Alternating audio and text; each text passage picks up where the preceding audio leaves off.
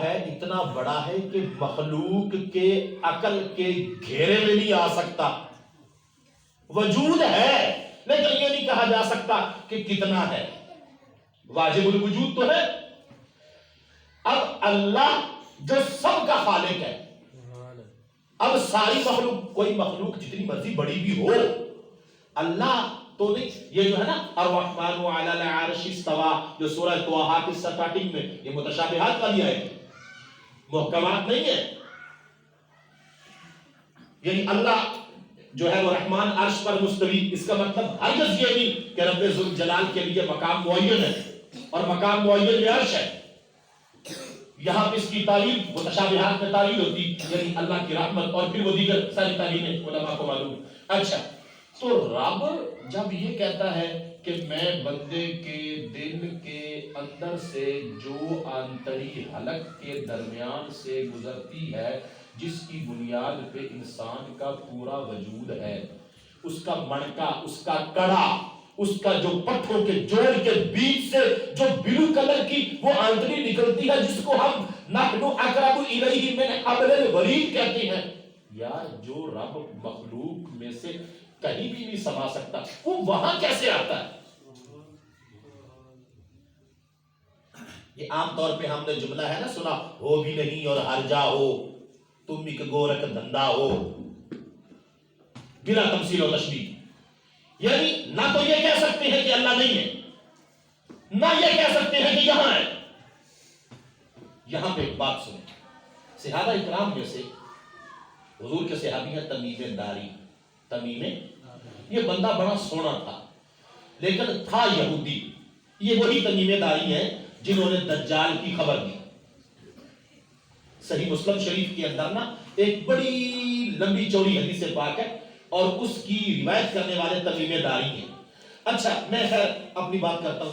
حضرت تمیم داری جو ہے نا، ان کے بارے میں یہ آتا ہے کہ انہوں نے آقا کریم صلی اللہ علیہ وآلہ وسلم سے سوال کیا کہ جو یہ والی آنکھ ہے نا، یہ تو مخلوقات دیکھ سکتی، تو جو اللہ کا دیدار ہے اللہ کی شان کے مطابق، قیامت کے دن جنتیوں کو جمعے والے دن عصر کی نماز کے بعد تو وہ دیدار اسی آنکھ سے ہوگا. آقا کریم صلی اللہ علیہ وآلہ وسلم نے ارشاد فرمایا کہ اس وقت رب ذوالجلال جن جنتیوں کو دیدار کروائے گا نا اپنی شان کے مطابق، تو اللہ چونکہ جہت سے پاک ہے، اللہ طرفوں سے پاک ہے کہ ادھر ہے، اوپر ہے، نیچے ہے، آگے ہے، پیچھے ہے، کہاں ہے، کدھر ہے، کب. تو چونکہ اللہ جہت سے، تو یہ آنکھ اگر کہیں کہ اللہ ادھر ہے تو ڈائریکشن ایسے کرنی پڑے گی. اگر کہیں کہ اوپر ہے تو پھر آنکھوں کی ڈائریکشن اوپر کرنی پڑے گی. اگر لیفٹ ہے تو آنکھوں کی ڈائریکشن نہیں یار، یہ کیا ہوا؟ ڈائریکشنیں اللہ کے لیے نہیں، سمتیں، جانبیں، طرفیں، ادھر ادھر، نیچے اوپر، یہ اللہ کے لیے آگے پیچھے. تو رب ذوالجلال ان جنتیوں کے جسم کے بالوں کی جڑوں میں ایک پانی پیدا کرے گا. اس پانی کی طاقت سے پورا وجود آنکھ بن جائے گا. بیک وقت آگے دیکھے گا، بیک وقت دائیں، بیک وقت بائیں، بیک وقت پیچھے، بیک وقت اوپر.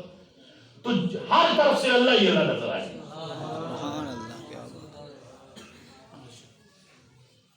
یعنی اس آنکھ کے لیے تو پھر ایسے ہے، اب اوپر دیکھا جا رہا ہے، نیچے تو نہیں. اوپر دیکھا جا رہا ہے، دائیں تو نہیں.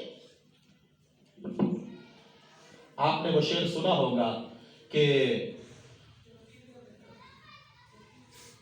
جس میں حضرت سخی سلطان باہو رحمۃ اللہ علیہ فرماتے ہیں کہ لوں میرا جو اپنے مرشد کے بارے میں، حالانکہ وہاں پہ مرشد نشانہ ہے. یہ جو ہم کہتے ہیں نا حق باہو، عام طور پہ لوگ سمجھتے ہیں کہ ان کا نام ہے. نام نہیں، با کا مطلب ہے ساتھ، ہو ہے اللہ کی طرف راج ضمیر جس میں مخفی ہے ذات خدا. اور حق باہو یعنی وہ کہتے ہیں حق اللہ کے ساتھ ہے. حق ایسا نہیں کہ ان کا نام حق باہو ہے. تو وہ کہتے ہیں کہ اپنے پیر کا انہوں نے شاعری کے اندر تصور دیا، اور وہ کہتے ہیں کہ میرے پیر صاحب اگر مجھے مل جائیں تو میرے پورے بدن پہ جو لو ہے تو لو لکھ لکھ چشمہ، لو مد، اصل میں وہ یہ حدیث ہے تمیم داری والی جس کی وہ تشریح کر رہے ہیں بھائی. یہ جو صوفی ہوتا ہے نا، صوفی جس کی لو لگی ہوتی ہے کشف کے ذریعے، الہام کے ذریعے، اس کی کوئی بات بھی شریعت سے باہر نہیں ہوتی. عام طور پہ ہم پوری زندگی یہ سمجھتے رہے کہ حضرت سکی سلطان باہو کیا کہتے ہیں کہ میرے جسم کے ہر ایک لوں کے مڈ میں لکھ لکھ.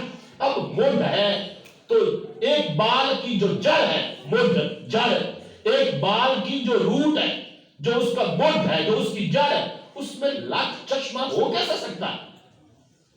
حالانکہ چشمہ چشم سے ہے، چشم آنکھ ہے. تو حضرت سلطان باہو کہتے ہیں مرشد کا نشانہ رکھ کے کہ رب ہوئے تے میں ویکھاں تے مڑ انج ویکھاں بھی میرے ایک ایک لوں دے مڈ وچ لکھ لکھ اکھاں ہون، مڑ بھی نہ رجا ہوں. بے شک، سبحان اللہ. گل سمجھ آئی؟ اب یہ جو صورتحال ہے، یوم لا ینفع مال ولا بنون، نفی کر کے مڑ اللہ آکھیا الا من اتى اللہ، مگر جو لے آئے. اب یہاں پہ معنی لے تو میں نے کیا، عطا کا معنی لے ہے نہیں، دے. عطا کا معنی کیا؟ دے. جو اللہ کو دے، کیا دے؟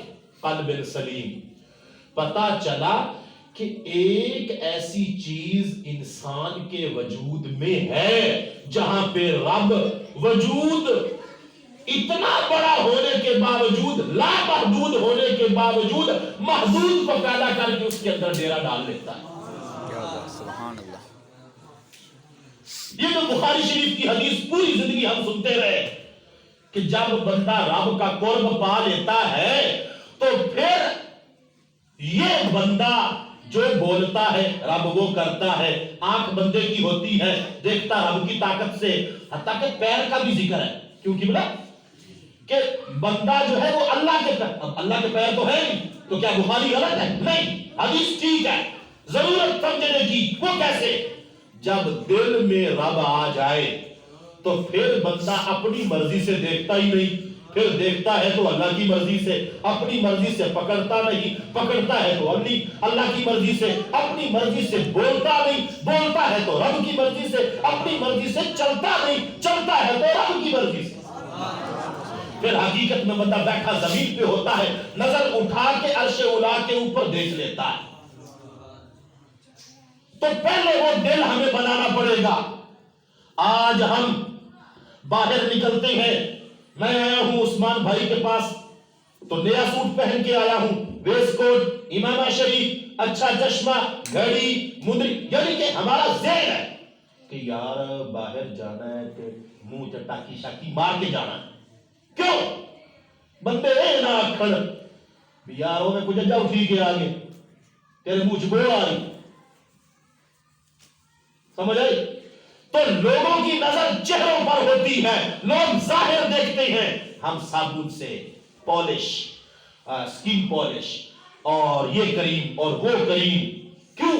ہمیں پتا ہے لوگ دل نہیں دیکھتے. اللہ فرماتا ہے ان اللہ لا ينظر الى صورکم ولا الى اموالکم ولکن ينظر الى قلوبکم.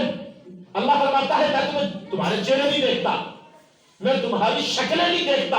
میں فیصلہ کامیابی کا اور ناکامی کا، اپنی مرضی کا اور اپنی ناراضگی کا، تمہارے فرما بردار ہونے کا اور تمہارے نافرمان ہونے کا میں فیصلہ تمہارے شکل، چہرے، مال، دولت، کوٹھی، کار، بنگلہ، سٹیٹس، تعلیم دیکھ کے نہیں کرتا.